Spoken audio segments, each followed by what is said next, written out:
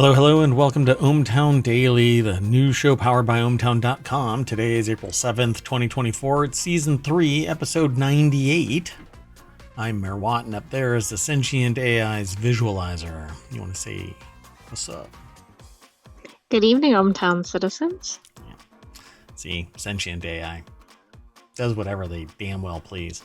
Today we're going to be talking about online game store monitoring, droning on about cancellation, 0-day hack bounties, olive oil price surge, alien hunting technique, running Africa, because interest rates aren't enough, forever, or until the next president, another Home Depot data breach, and I'm investing in Airplane Superglue. That and more.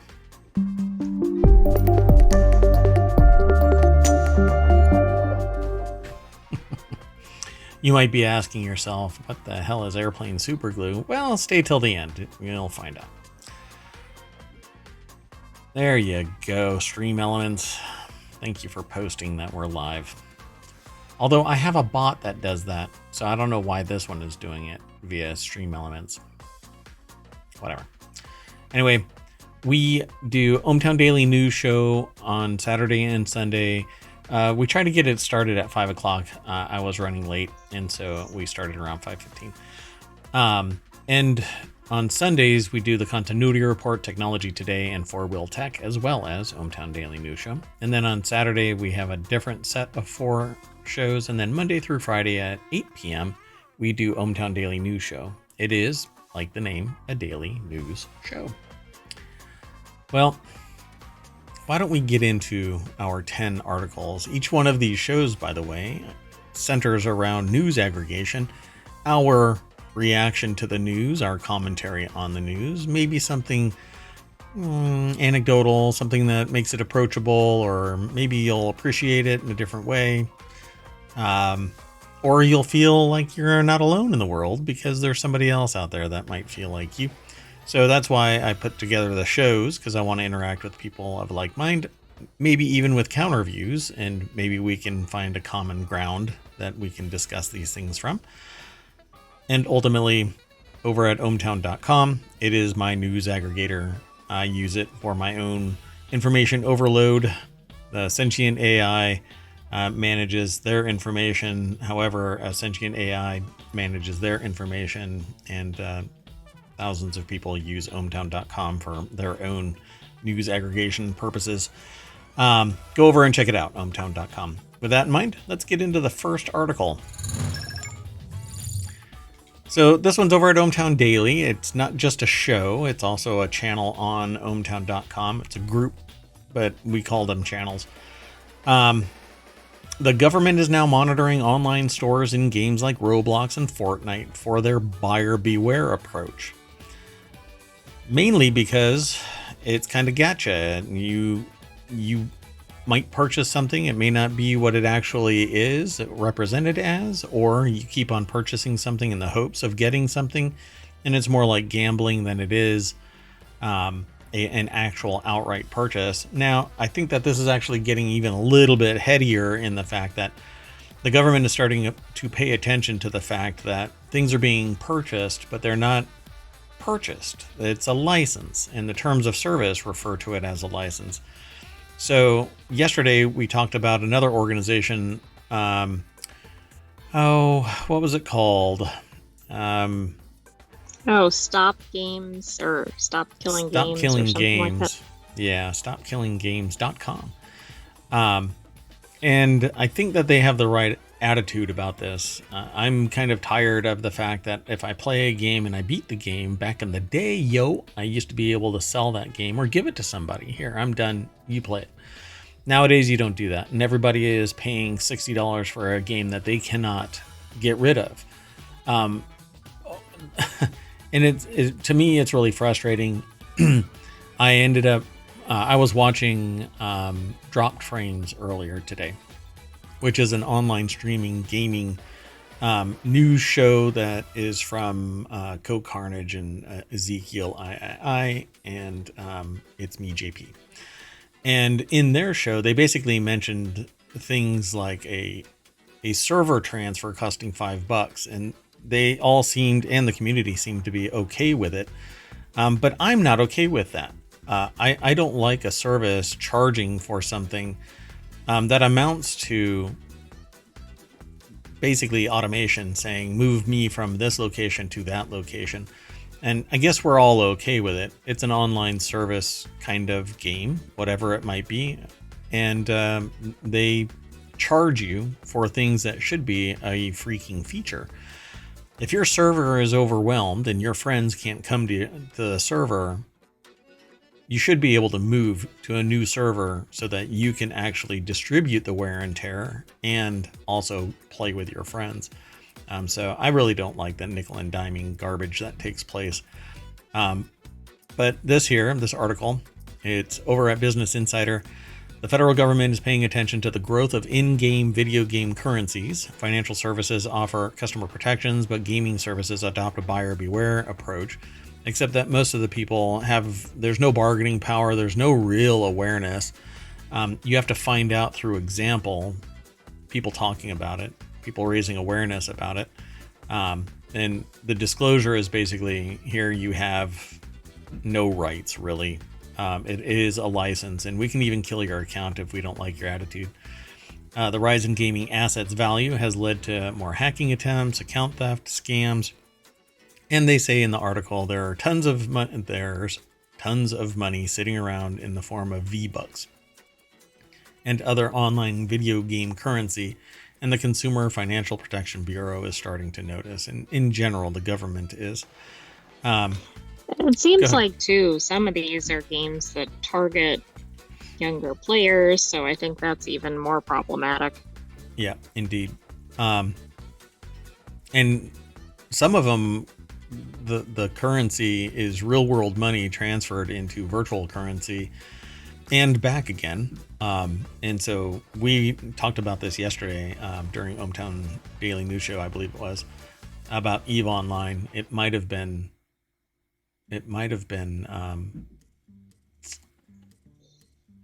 whatchamacallit, Warcrafters, actually. It was definitely Warcrafters. Yeah.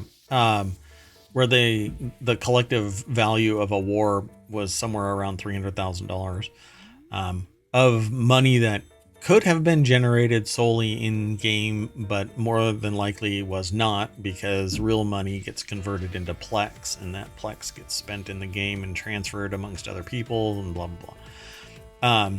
So I thought it was really interesting. And then I have been this proponent of the fact that these online service games are killing a game by getting rid of the server because they don't like the overhead. The cost is too much. And instead of opening it up, giving the server to people who might want to host it, even if they give, I'm becoming apoplectic about it. Even giving the server to people or giving it to one organization to bring servers online so that it can support the community that still is playing this game. It's called The Crew is the real triggering event here.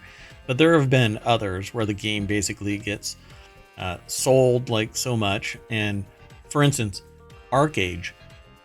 I purchased ArcAge, but for me, now I either have to buy it again or I have to probably take it into a courtroom because the asset has been sold twice now, I believe, and my account is gone.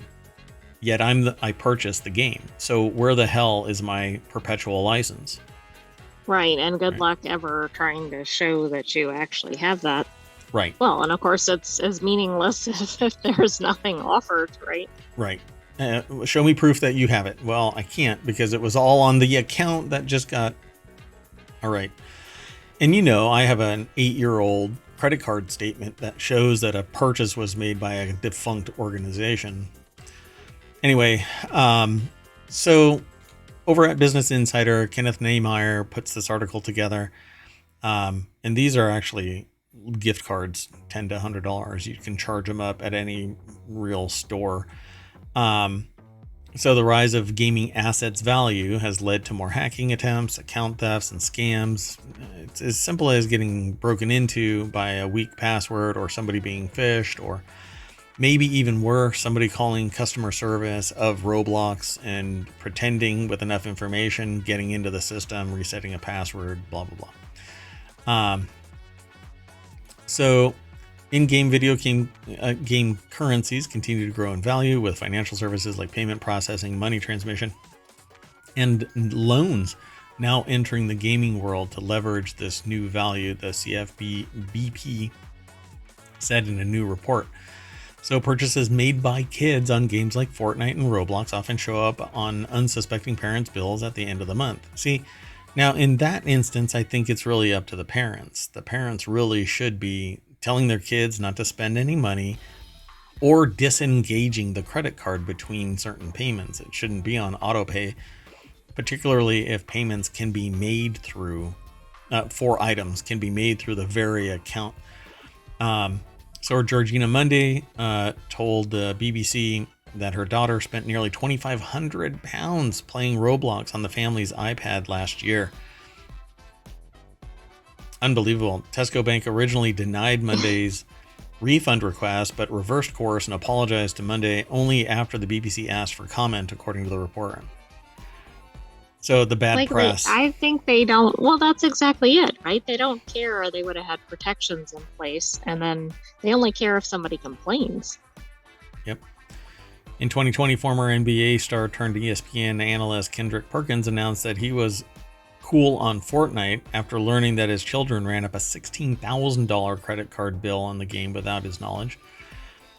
Perkins said at the time that he partly blamed the game, which is free to play, for enticing his kids to spend real money on cosmetic items, and Perkins says that he had to dispute the charges on his credit card. But I'm sorry, teach your kids not to spend money on your damn credit card. I don't understand it. It's more about respect from your kids in relation to the parents. Do children have impulse control issues? Absolutely. Yeah, but do they even know that it's real money, for example? Have you Right. taught them that it is? Right. Hey, this account is connected to a credit card, and if you spend any money on it, first off, this is really, the context matters.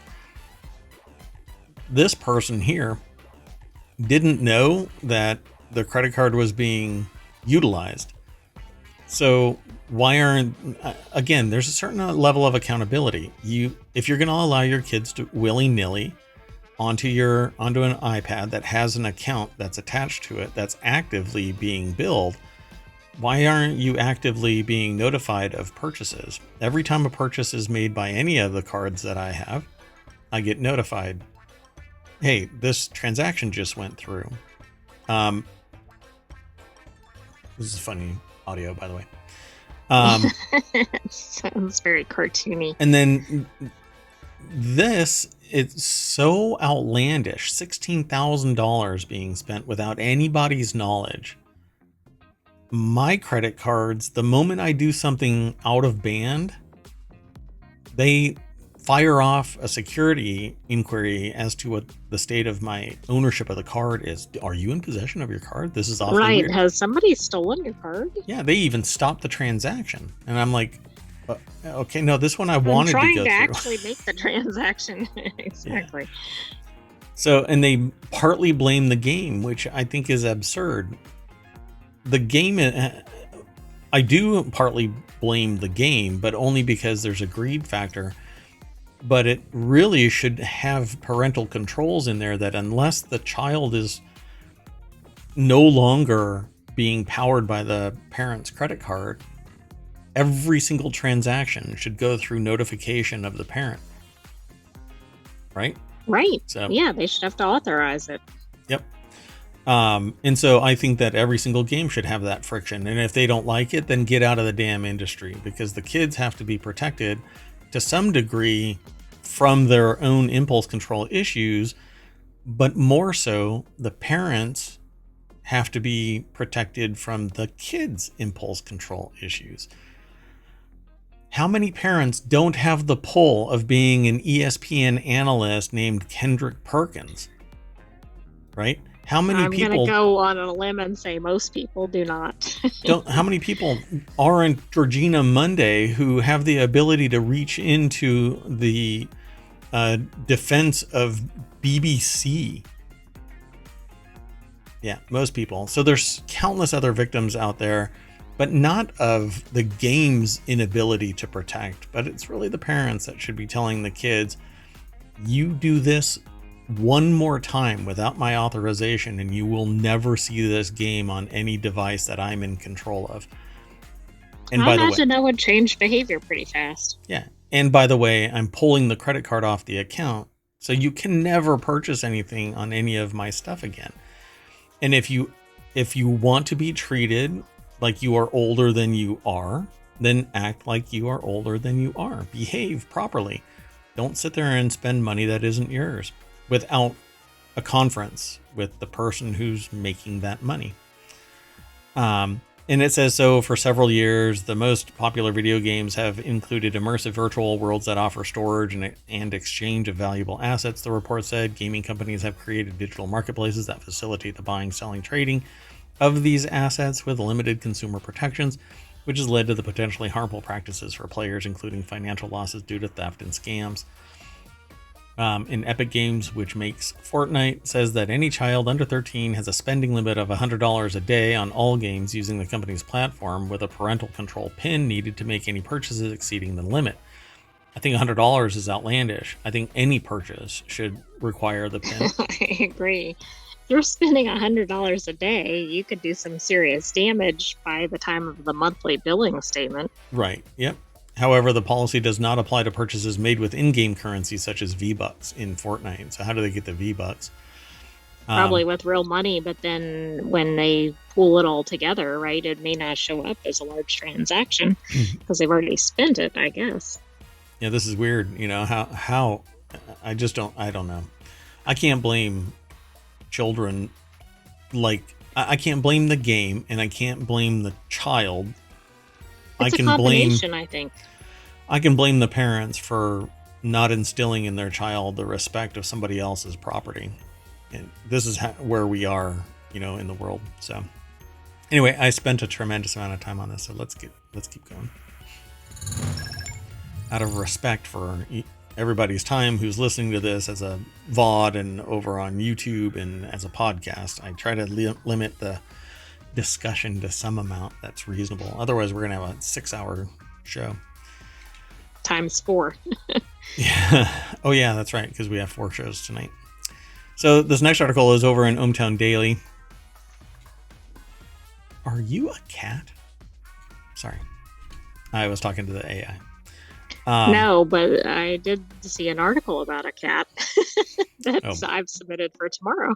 Oh, okay. So this next article is over in ohmTown Daily. Insurance companies are now using drones to find reasons to cancel your home insurance because, you know, insurance isn't insurance unless it's profitable for the insurance company. Well, we don't want to insure anybody who might actually need to make an insurance claim. Right.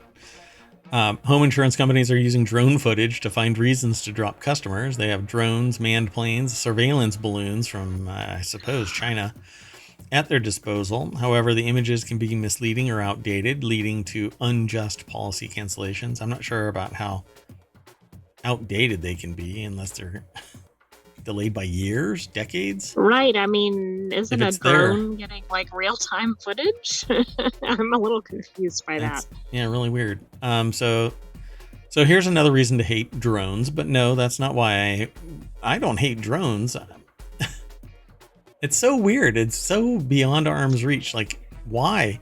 Why hate drones? How about the insurance companies that are using this? Yeah, the unreasonable insurance companies. And insurance companies across the nation are now using drones to aerially scope out customers' homes and suss out reasons to cancel their home insurance, according to the Wall Street Journal.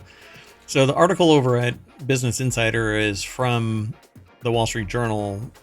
I'm sure that Katie Belovic did some due diligence themselves. And so I take that and kind of go, you know, it's not why I don't hate drones. I hate the people that pilot them for insurance companies so that they can cancel my insurance. You know, I hate to break it to you, but there shouldn't be a reason to cancel. I pay the insurance premium if in the course of my claim you find out that whatever caused the insurance claim to be invalid truly is invalid, then so be it. But Right, but no. that's different than whether you have insurance or not. Right. So that's what happened to Cindy Picos, who told the Journal her insurance provider used a drone to take pictures of her California home's roof prior to deciding to drop her. Quote, I thought they had the wrong house. Our roof is in fine shape. To prove it, she got an independent inspection that found her roof had another 10 years of life expectancy. The newspaper reported. Still, her insurance company upheld their decision to cancel her plan, citing the aerial photos, which they refused to let her see. That shit should be illegal right there. If you justify canceling the insurance, then you should be forced to show why.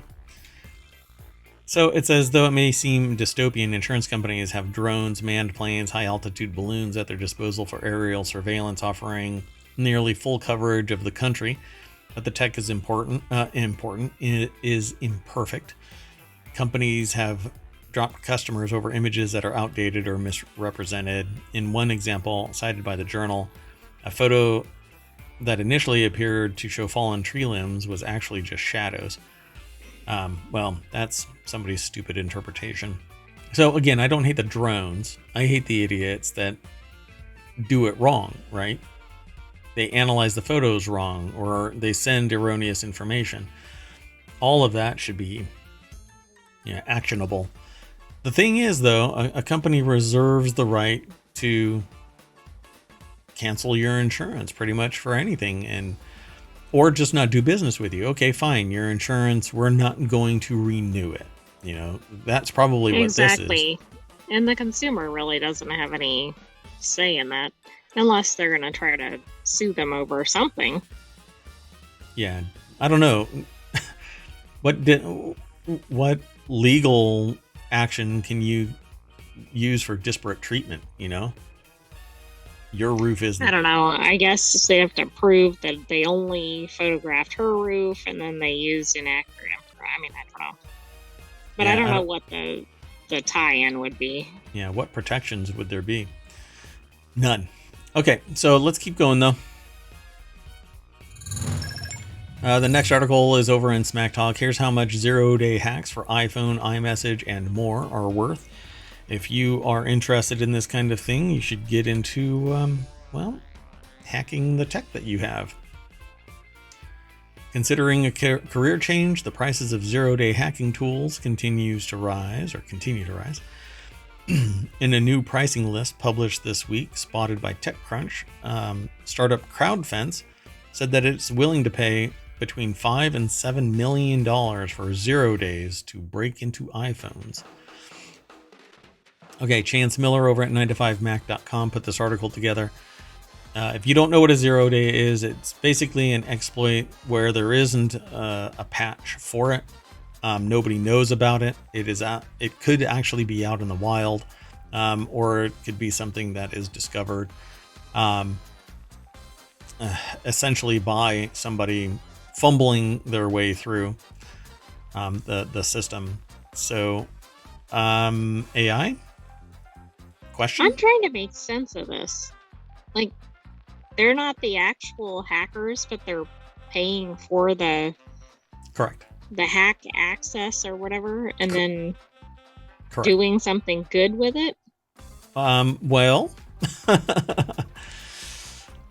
they could be doing something good, or they can be using it for investigative purposes. So, for instance, if I discover a 0 day and I want more money than what Apple is willing to pay me, I can go to CrowdFence and say, here you go.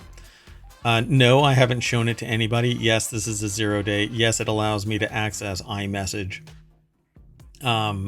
with impunity or gain access to the phone system itself. Let's say the actual device, I can do something that allows me to gain unfettered access, either remotely or locally, whatever it is. Nobody knows about it, and it allows me to penetrate the security. So what I can do from that point on is I can go to law enforcement and say, I'm a consultant and I have the ability to do a forensic access of your device captured during some criminal enterprise, right? They get busted. They take the phone. They need to do some forensic investigation to see what is on there. Apple won't unlock it, but with this 0 day, perhaps I can get unfettered access to the device. Well, doesn't this kind of incentivize the hacking to begin with? Yeah. Why do you think some people hack certain things? Sometimes it's, well, the rationale for hacking is myriad. But I should say negative hacking. Well, like Black Hat. Yeah. So any hacking, really, there's all kinds of motivations. But if you're looking for money, then you go to where the money can be acquired, and trying to get a Google Chrome 0 day hack is $3 million, up to $3 million. For instance, if I discover a way to get unfettered access to somebody's system through Google Chrome, I can almost bet that they're willing to pay $3 million for it, because it gives access to the entire system, let's say. Same thing with Safari. iMessage 0 days are between 3 and 5 million. That's because it's so secure, but if I can figure out a way to gain access to somebody's system or all of iMessage, it's worth the 3 to 5 million. If I go to Apple, they may not even pay me for it. They may actually bring law enforcement into it because you're circumventing security, and it's a DMCA issue. You're not allowed to circumvent security protocols. So crowdfunding payouts are now the highest publicly known prices outside of Russia. According to the TechCrunch article, it says, but this is actually over at 9to5mac.com. So TechCrunch is also being reported in here along with others. Crowdfunding currently offers the highest publicly known price to date outside of Russia, where a company called Operation Zero announced last year that it was willing to pay up to $20 million for tools to hack iPhones and Android devices. The prices in Russia, however, may be inflated because of the war in Ukraine and subsequent sanctions, which could discourage or outright prevent people from dealing with a Russian company. And I can almost bet that this is tied directly to the government, because they want to get these devices that are in theater, hack them, or penetrate them so that they can do forensic analysis of the contents of an iPhone, because they're more secure than Android. So the full report is at TechCrunch, and it says that it offers an interesting look at the broader world of 0 day exploit payouts and bounty programs. But many companies are out there that have a bounty program of some sort, and it's really based on the value of the exploit. When it's too little, people spend too much time, they don't think it's of value. So these higher end targets, it encourages hacking, but if it's done properly and with respect, you get a superior product and a whole bunch of people that are looking to harden your system, not exploit it. There are people that will exploit it in the effort, but they would never have gone for the bounty anyway. They were looking to do something else with it. Essentially, be aware, folks. There are people out there that are highly skilled and capable of getting into your systems. You have to do everything that you can in your power to defend your network. Most people don't know enough. That's not a challenge, anybody. I'm not looking for a fight. You build a better mousetrap and smarter mice show up. Believe me, I see it every day. Okay, so let's keep going though. This one will be quick because, well, it's over in the Mobile Channel. Italians cut back on olive oil as prices surge. Survey says producers are pushing back on that. A new survey says 1/3 of Italians have reduced their consumption of extra virgin olive oil due to skyrocketing prices. This is entirely caused by climate change. That sounded like it was from Family Feud. Survey says. Oh, sorry. Thanks for. I was like, what? Oh, yeah. So this is by Colleen Berry from Associated Press or APnews.com. And it says here that Italian producers are pushing back against the data, saying the snapshot of consumer sentiment does not give a full picture, and and that sales of higher quality extra virgin olive oil are actually up. That doesn't necessarily. Okay, so it's up, but it says consumers reported cutting back consumption of extra virgin olive oil by at least 30% to as much as half, as average supermarket prices have risen from €4 to €9 a bottle. Okay, that is a ridiculous inflation factor, right? I mean, that's more than 100%. Yeah, it's 125%. So according to the survey by the Pipoli Independent Research Institute, nearly half of those questions said that they were substituting olive oil with cheaper seed oil. The survey of 500 Italian adults had a margin of error plus or minus 4.4%. There's more over in this article, but what's going on is drought and climate change have actually been harming olive oil producers in the region for an extended period of time. There's actually like a rotation that they have to follow. Otherwise, things aren't ready for, what do you call it? Harvest. Like for harvest, right? Yeah. So, it says here, the Italian consumer has been under the illusion that olive oil is a commodity, Granieri said, aided by low supermarket prices. Olive oil is not a commodity. It is a nutrient that is at the heart of the Mediterranean diet, and that plays a fundamental role also socially. This is something that is keenly felt in Italy. Every time I talk to anybody about olive oil, restaurants, Italy and society, Italian society, there's mad respect, crazy respect for olive oil. And the quality plays a big role in it too. There are countless videos about olive oil on YouTube. People that go into local Italian communities to learn about how their family makes olive oil, how restaurants in the area of that community, I should say, utilize that higher end olive oil. And every time they always speak of the olive oil in just such respectful, hushed tones. It's almost like a guiding light. So I can certainly see why people would be upset about the high prices. But if everybody is shifting to the higher end stuff, which I don't see that actually being represented here, it doesn't matter if the higher end is actually being sold more, if the lower end is where everybody is gravitating because the middle is being wiped out because of high prices. But then it's part of their diet, it's part of the culture, it's part of the worldview. So they're eschewing this higher price because it's just wildly out of line. So what do? They need to either produce more, which they can't, or they raise prices, which means that some people are going to be priced out, particularly when it increases 125%. And part of the reason they can't produce more, obviously land is a finite resource, but also some of these very locations have been impacted by wildfires and high temperatures, and those have impacted their ability to even harvest to begin with. Yep. And what's interesting about this is just now coming to bear as a discussion, but we've been talking about this and watching videos, documentaries about olive oil over the last year, I'd say.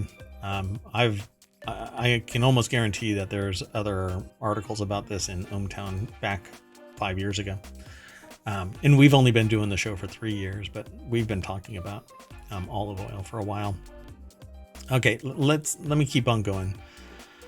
I didn't throw this into the chat, but let's do this. Blink, and I'll just... this next article is over in Reality Hacker. A popular alien hunting technique is increasingly in doubt. Recent controversies bode ill for the effort to detect life on other planets by analyzing the gases in their atmospheres. I always thought that this was the goofiest way to try and detect life.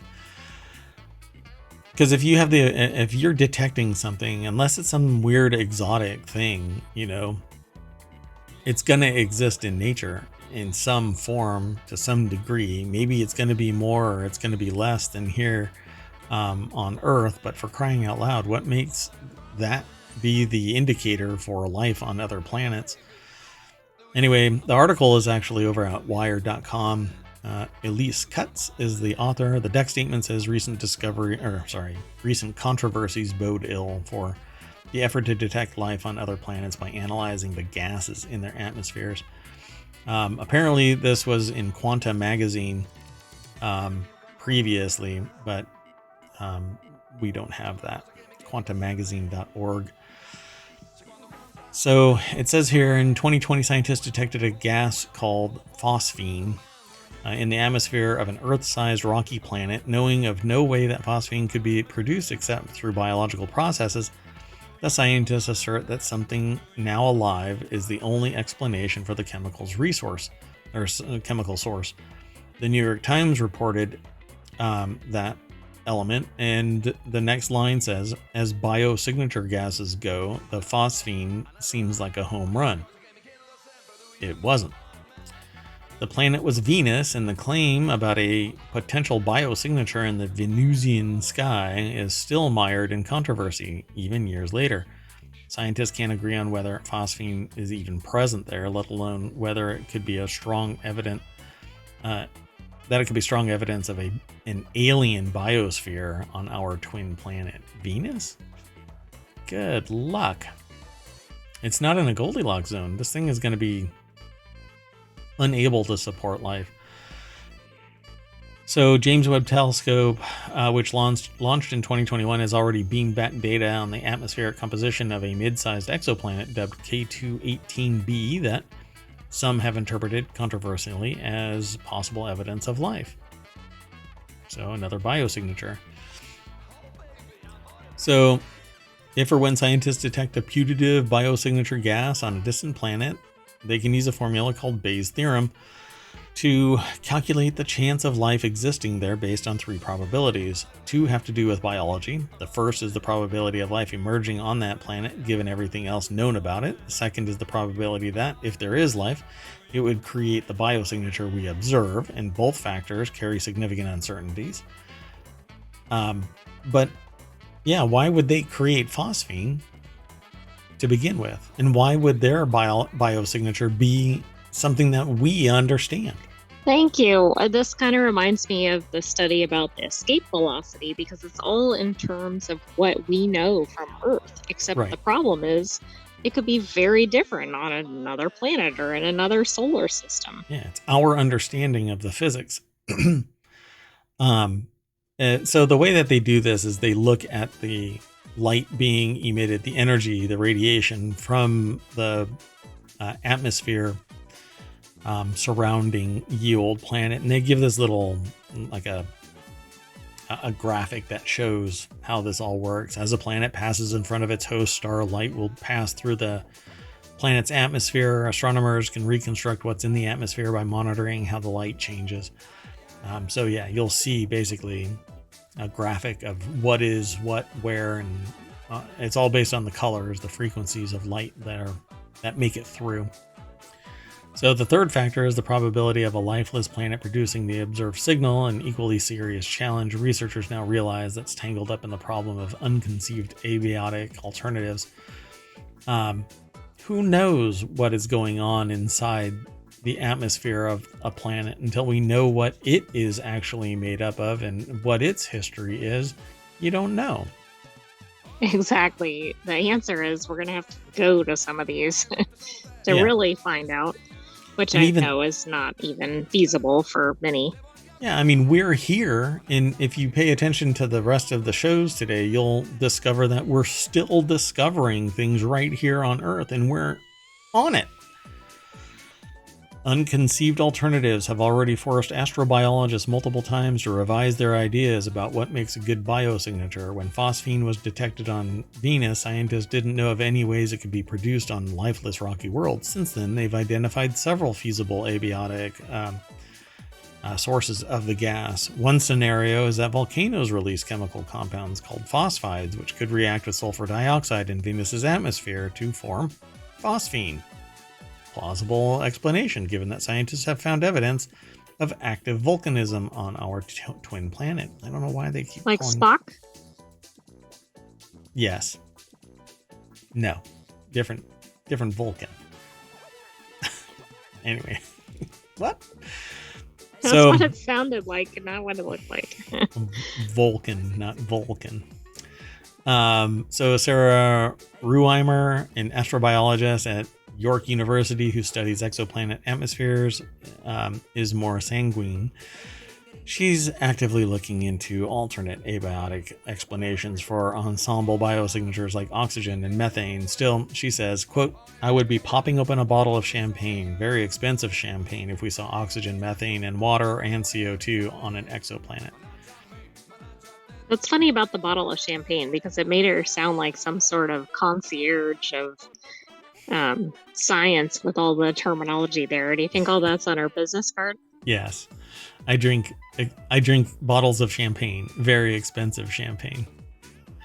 And in astro... What?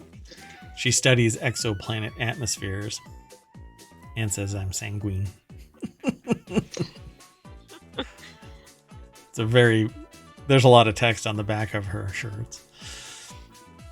Anyway, so this is an interesting article. It goes a lot deeper and there's a lot more here, but let's just summarize this as saying, looking at the light being emitted from a planet by way of their star is sometimes controversial because, well, we really don't know what the hell we're doing. I didn't throw this into the chat, so let me do that real quick. Okay, let's keep going. This next article is over on the Mobile channel. I'm pretty tired. Man finishes running length of Africa. I'm just going to jump right on over to this. This is over at rte.ie, an Irish news source. And I don't see who this is from. I might say it at the bottom, but a British man has become the first person to run the full length of Africa after he crossed the finish line in Tunisia.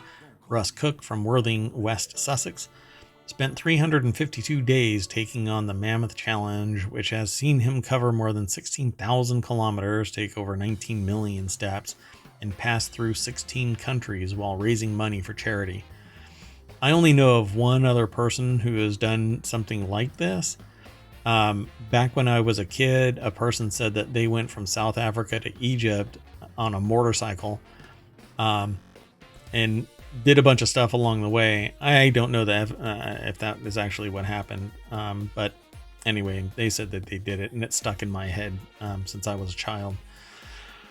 Mr. Cook, the self-proclaimed hardest geezer, arrived in Ras Angela, Tunisia's most northerly point, at around 4:40 p.m. and was greeted with shouts and cheers from those who had flown out to meet him.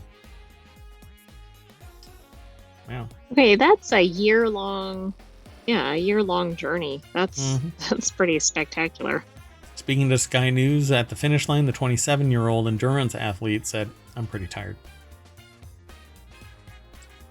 And they raised more than £550,000 or 641,000 euro for the running charity and Sandblast. Well, did you see what he faced during this event? Armed robbery, visa complications, health scares. I mean, it's not even just the challenge of the run itself. Even if I could do this, I would never do this. I just wouldn't. This is... yeah, health scares, armed robbery. What did he have on him? Like that's him right a there. Shirt and a pair of shorts, right? Okay, yeah. Maybe he had some supplies, but yeah, satellite radio and supplies and stuff like that. Some people in a region might say that's more than what I got, so let's go take it. Come and run the last marathon, the last half, 10 kilometers, 5 kilometers, 1 kilometer, whatever you fancy, was something that was posted on the website formerly known as Twitter. Pretty cool. Before setting off on his challenge, Mr. Cook told the PA news agency in February 2023, quote, "I'm blessed with maybe 80 years on this planet, and there's no way I'm going to peace out without throwing everything in the kitchen sink at life." Good for you, buddy. But they said that they're a totally normal bloke. If I can do this, hopefully people can apply this to their own lives in whichever way they choose. I choose not to run. But good on them. Yeah. That's awesome. I always love it when people find what they're passionate about and do it. And do it with zeal and run literally towards that goal. So good on them. Okay, let's keep going though. I'm gonna run on to the next article. It's pretty funny. Wait, before I do that though, I got up through this article. See, I went through it so fast through this article that I skipped right on over it. So this next article isn't going to make you very happy. It's at Business Insider, but your credit card company is looking for new ways to screw you over. Good news. Some of those annoying fees on your credit card may soon be getting smaller. Bad news. Banks and credit card companies are almost certainly trying to figure out a way that they can squeeze more money out of you. And this I titled, "Because Interest Rates Aren't Enough." So the article is over at Business Insider. The deck statement says your bank is looking for new ways to screw you over. Emily Stewart put the article together. And it says the Consumer Financial Protection Bureau announced last month that it had finalized a rule capping credit card late fees at $8 for the first violation, cutting them down from the typical $32. Later that month, MasterCard and Visa reached a $30 billion settlement with U.S. merchants agreeing to cap credit card interchange fees charged to retailers every time you swipe your card at the stores for a handful of years. Yeah, the Electronic Payments Coalition, which represents Visa, MasterCard, and other credit card companies, said it was okay with the swipe fees cap. Again, we see this word, sanguine. Approach, however, is likely in no small part because the agreement is much less aggressive than legislation floating around in Congress. Yeah. So banks will always be able to find other places to recoup revenue for things like this reduction. So they're going to raise the interest rates. That's really what's going to happen. And they're already extraordinary. In the wake of the Visa MasterCard settlement, analysts at UBS wrote in a note to investors that lost revenue due to caps on credit card late fees and swipe fees, as well as impending changes to lower debit card swipe fees, would send companies such as JP Morgan Chase, American Express, and Synchrony Financial looking for offsets elsewhere. What I always find really fascinating is the number of people that sit there and go, well, it's not going to impact me, which makes them okay with it instead of going, wow, this is ridiculous. This is not okay. Yeah. Exactly. Yeah. I'm being charged basically to use my own money. I mean, that's really what it is at the root of it, right? Yeah. I mean, it is and it isn't. It depends on if it's attached to a bank account, etc. But you're paying for the items. Yeah. So you're basically paying on top of your payment. Yeah. And if it wasn't balkanized, I mean, it should all be frictionless on the back end. You know, okay, well, if you don't want me to use a credit card, then fine. I guess I'm not going to use a credit card. But that friction is going to cause a pain point for the retailers and for the credit card companies. So they sit there and they do this as a means to solve a problem for themselves, and then they charge you for the benefit, I guess. Oh, thank you so much for us giving you the money.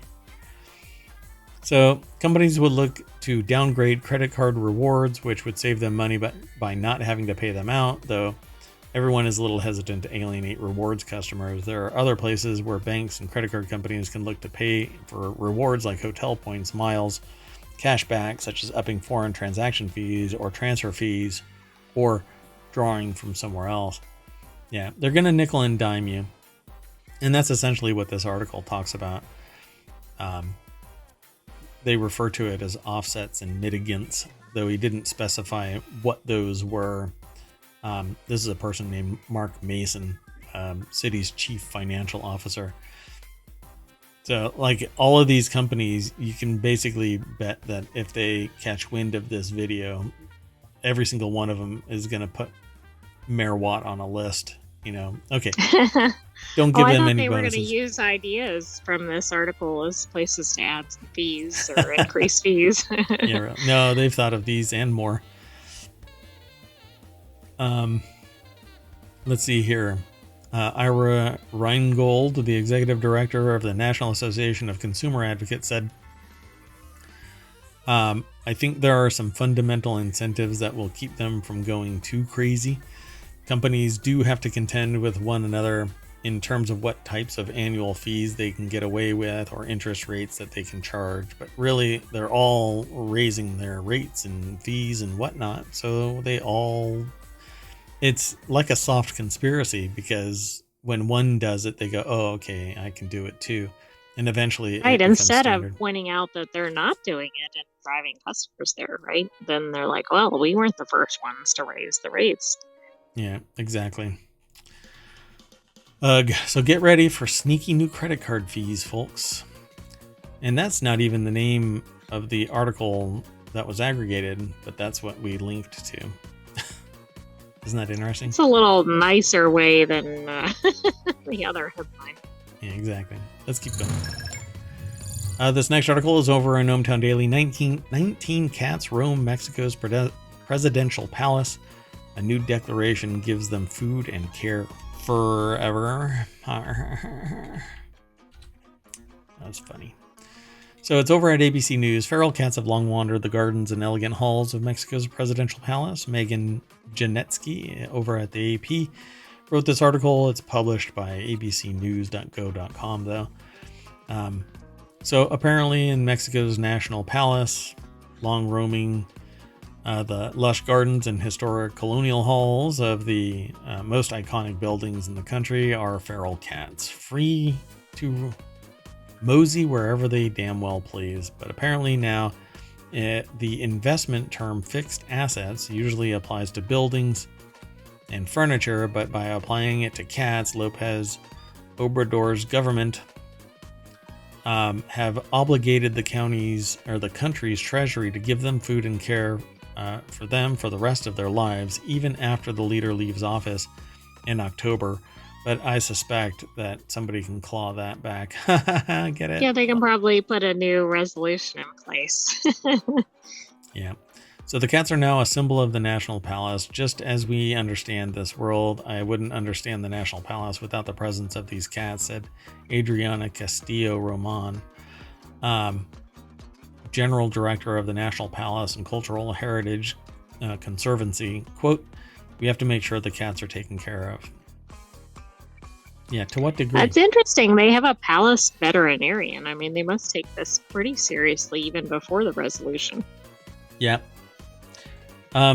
Where is the other place? I think it's in India where they have crazy respect for the cats, and it. I forgot where that is, but I know what you're talking about.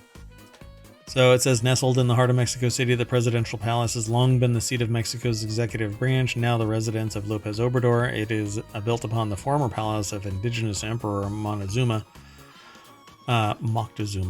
Ironically, I think it's Burma, by the way. Oh, Burma? Myanmar. Sorry, Myanmar okay. is the current name. Oh, right. So Moctezuma's ancient Aztec culture honored not cats, but hairless dogs known as, oh my goodness, Zoloxacuentl, who were even buried with their masters. So, interesting. There's a lot more at this article. We can never give it enough time, honestly. Like one of these articles we could do an entire show about. But they said that the palace pets were being fed quietly by employees, and some employees that like cats would bring them leftovers from home, and every once in a while canned food or rice and soup. Now they're basically going to be paid for. And they were showing up on things like press briefings and meetings. This is pretty great. See, but they're strays, so they're going to keep. Okay, so palace staff worked with vets from the National Autonomous University of Mexico to vaccinate, sterilize, and chip. and build them little cat homes and feeding stations around the garden. They also hired Arias to take care of them on a permanent basis and give them a good life. So I suspect that as time goes on, there's going to be too many. But hey, if they want to support it, yeah, this is the least of the concerns, I suspect. Take care of the people too, please. Okay, let's keep going though. We've got a few more articles. This next article is over in Technology Today. It's titled Another Home Depot Data Breach. That's what I titled it. Mayor Watt titled it that. But over in Technology Today at ohmTown.com, there's an article that was aggregated with the title Home Depot Confirms Third-Party Data Breach Exposed Employee Info. So Home Depot has confirmed that it has suffered a data breach after one of its software-as-a-service vendors mistakenly exposed a small sample of limited employee data, which could potentially be used in targeted phishing attacks. Home Depot is by far not immune to data breaches. They were actually part of one of the biggest breaches that the United States has ever known. At the time, if I recall correctly, the chief information security officer said, "We sell hammers. It's not a big deal," which I don't know where they ended up. I was kind of shocked when I heard it. Anyway, Lawrence Abrams over at bleepingcomputer.com put the article together. Home Depot is the largest home improvement retailer with more than 2,300 stores in North America and over 475,000 employees.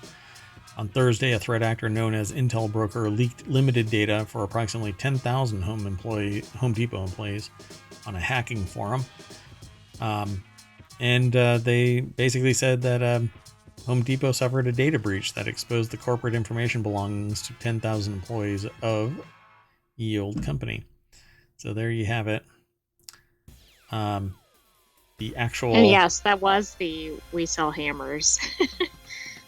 Yeah. Pretty amazing, right? Mm-hmm. And that was close to 10 years ago now or something like that. So it says, while the data is not highly sensitive, exposing only corporate IDs, names, email addresses, it could be used by threat actors to target phishing attacks against Home Depot employees. And, without a really robust culture of cybersecurity, it's going to happen. So the incident resulted in widespread media attention after other breaches. Intel Broker is a well-known threat actor who first gained notoriety by breaching DC Health Link, and an organization that administers the healthcare plans of U.S. House members, their staff, and their families. Remember how we were like, what about these 0 days? Why would anybody do this? Doesn't it promote hacking? Everything promotes hacking.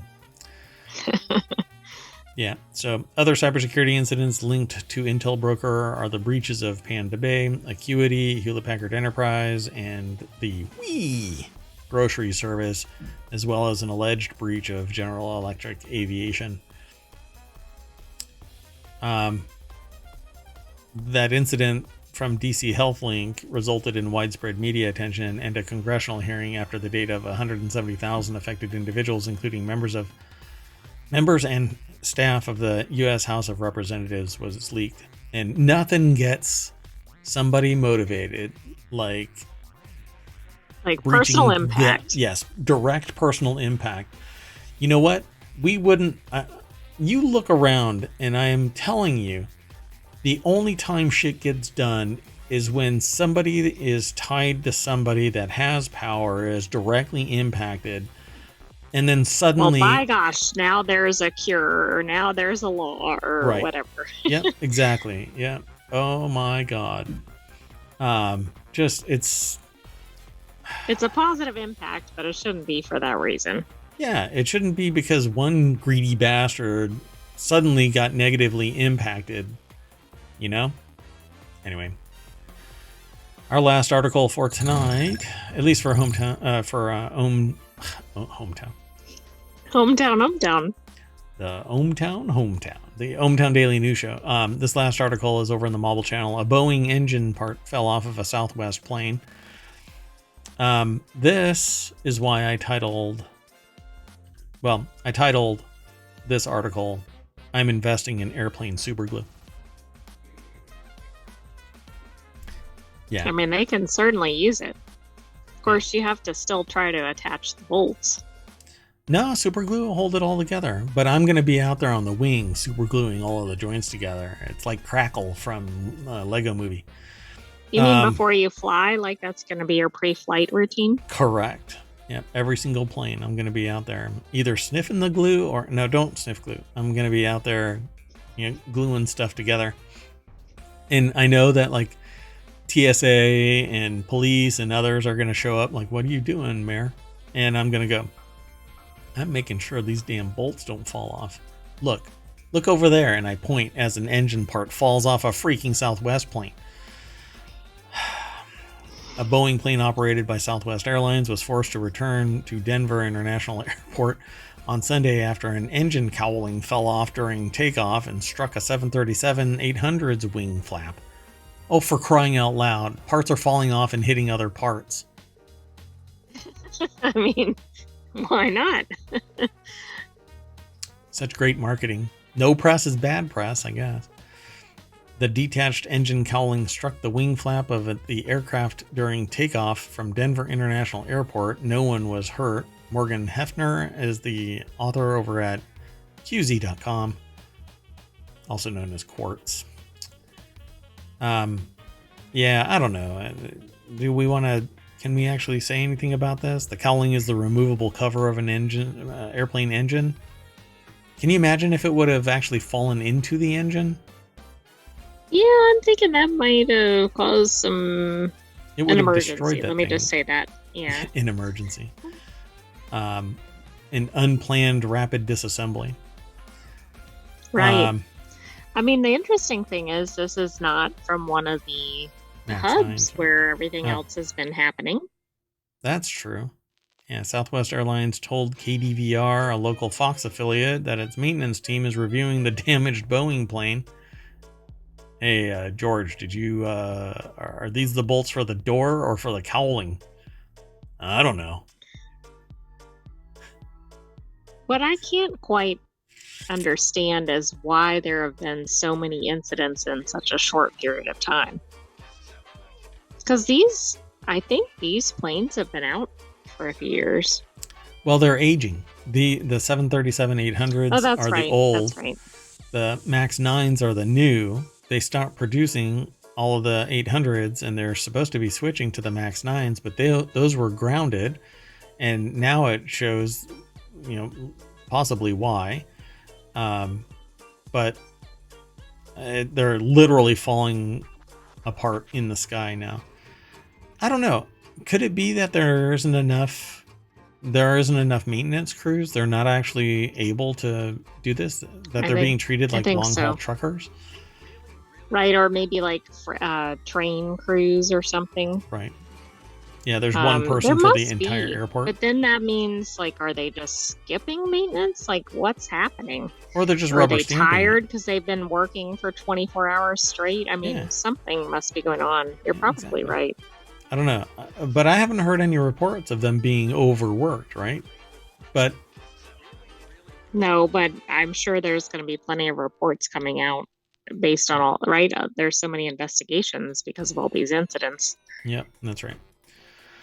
All right, folks. Well, that's it for our ohmTown Daily News Show for April 7th, 2024. I am Merwat, and up there is the Sentient AI's visualizer. And before we go, we always race down Main Street to the welcome sign. I'd hit refresh, but the AI hasn't told me that it's okay yet. It is. No, it is. Okay. So, doink. We try to avoid politics in the front page when we're talking about stuff, but... By the way, it actually refreshed again after I looked at it. Like, that top article wasn't even there when I was checking. Oh, boy. Yeah. Investigation after Boeing plane engine cover there's falls two, off. But there's that's the same one. And there's another one. Oh, my goodness. There's just so much. All kinds of parts gonna end up on Craigslist. So That's it for our ohmTown Daily News Show. You want to say whatever you want to say, oh great sentient AI. Good night, ohmTown citizens, but come back shortly. We have 3 more shows for you tonight. Oh, it's my turn now. Okay, bye.